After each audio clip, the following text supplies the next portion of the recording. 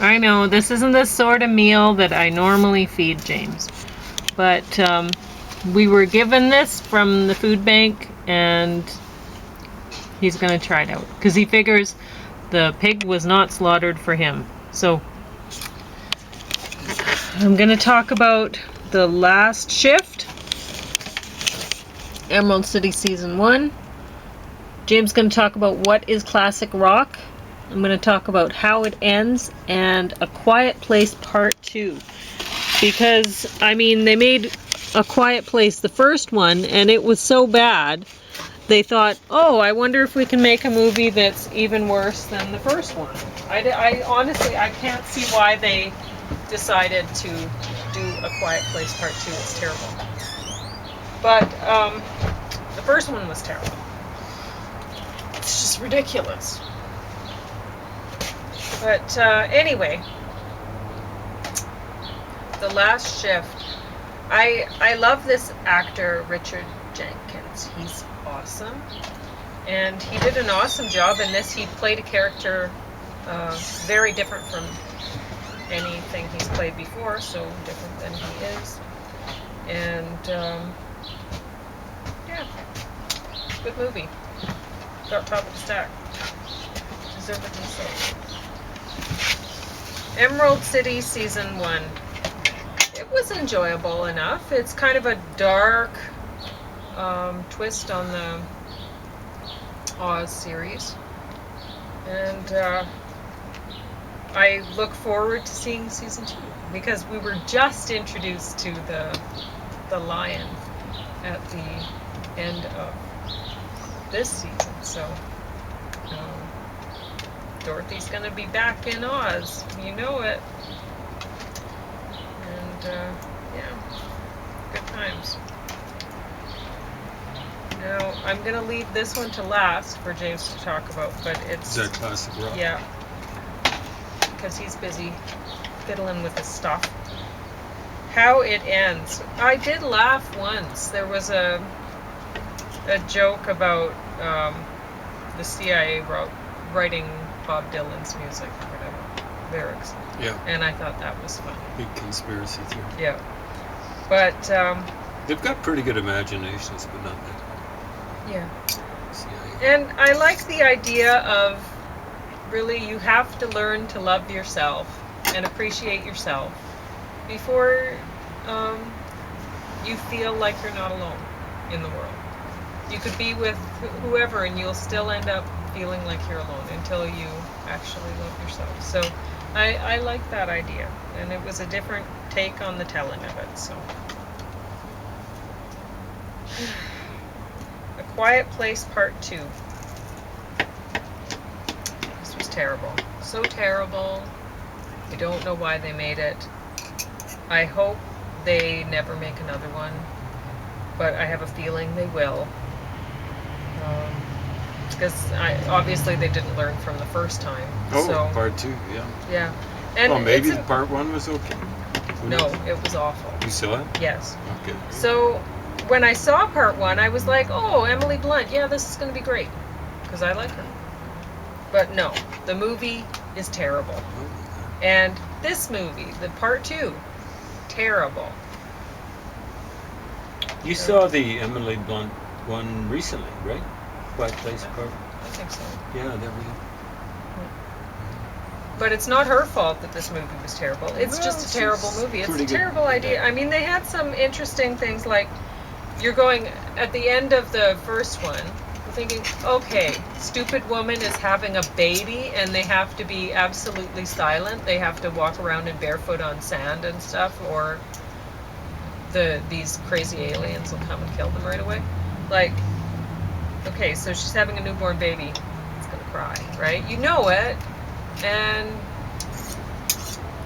how's that going to work out? So anyway, the second one, they did have an interesting idea for how to deal with that, but I mean, it's still happening. The crying's still happening, and it kind of blows the idea of, oh, you can't make any noise whatsoever, because obviously this baby is making noise sometimes. But most of the time, the baby is kept inside a suitcase that is lined to be soundproof. And they just have an oxygen tube running in. And it's like, okay, yeah, that baby's going to be well adjusted because, spends all of its time almost in a suitcase. That's great. So, anyway, stupid movie. Now James is going to talk about what is classic rock. Okay. Let's hope we take more time. No. Okay. Not like that. I'm going to take more time Smokie looking in my bird book to try to find that bird with the red on his shoulder. Yeah, we saw quite a exciting day bird watching. As it turns out, snake watching. As it turned out, yeah. It's a rattlesnake that was didn't take evasive action maybe as early as it could have, maybe should have. Elvis, you can wait in there. That's not the ghost of Elvis Presley. That's it's Elvis the dog. Elvis, the dog Bell. Yeah, who is crying at the door desperately because he's like, give me smokies. I think the smokies. Oh, are they too spicy for your taste? Anyway, you're checking. You're on what is classic rock. What is classic rock? Who cares? Yeah, well, who cares? So they interviewed a bunch of people. I'm not sure if any of these folks were really that key. I mean, they've got Country Joe McDonald, the guy who did the fish cheer. Give me a great big F. Give me a great big U. Give me a great U. What do you got? Yeah. So that was at Woodstock. He might have had it before. I know one guy I went to school with that did that on the school bus on a basketball trip. And he was kicked off the basketball team. Mistake. Not on his part, on the part of the flunkies misoperating the school. Basketball coach was reasonably successful, but don't scratch the door. Yeah, the same guy who got kicked off. His ultimate judgment on that coach was the guys in Sterling won in spite of him. No, that's probably true. Anyway, Susie Quattro. Like what's that about? It's kind of like a half-hit wonder from about 1974, maybe. Twisted Sister. Did they even talk to Dee Snider or whatever his name is? I think maybe they did. They talked to someone who was in the group, and I think they might have been a one-hit wonder. Come on, Feel the Noise. What else did they have here? Randy Bachman. He's kind of in the center here. He's had some reasonably intelligent things to say about rock and roll, classic rock, whatever. But basically relative non-entities talking about it. So yeah, there was some dude who'd been with Kiss, some other group. Guy Martin Barr, who was actually a pretty good guitarist with Jeff Rotel. Some idiot who'd been with Guns N' Roses. Someone who's with Triumph, and Triumph actually did play. They never really triumphed, but they had some chops. Some guy who was with the Doobie Brothers. Well, someone with Styx. I didn't even catch him.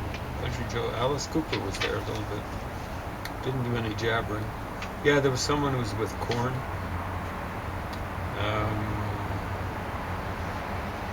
A couple of folks with Sweetwater. I don't even know what Sweetwater is. I feel so angry. Got a little bit of Megadeth. Guy who used to sing lead for Blood, Sweat, lead vocal. He did lead vocals for Blood, Sweat, and Tears. This is his name, David Clayton Thomas. But he's still alive. Then Delana, Janet, Robin, Grand Funk, Rail, jeez. Sorry for cussing. Mr. Big. I didn't even catch that one. Vince Neil. Back to Overdrive. Home. LA Guns. Okay.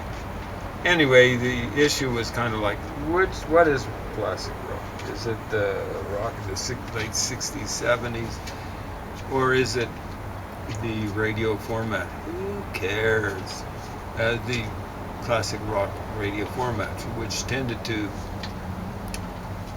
as they pointed out, it tends to be focused at 30 something, 40 somethings guys. And so, of course, it tended to gravitate to 90s kind of, I guess you could call it rock.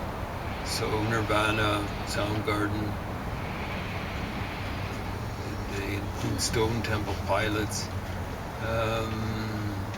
Well, even some stuff from the late, like Guns N' Roses, LA Guns, but you can't find. No. Anyway, I don't see that much difference between grunge and, let's say Big Brother and the Holding Company, the backup band for Janis Joplin at the beginning of her rock career or something like that. They were pretty grungy, and of course you'll notice she tossed it pretty quickly. That might have been a little bit under the influence. Don't scratch the door. A little under the influence of her manager, although the backup band she had for her second album, it was, I think it's Cosmic Blues or something. They just weren't together. The backup band they had for her third album, Full Tilt Boogie, which had been raised under the tutelage of Rompin' Ronnie Hawkins, guy. He might have eventually ended up with Canadian citizenship. He was enthused about Canadian healthcare system. He actually did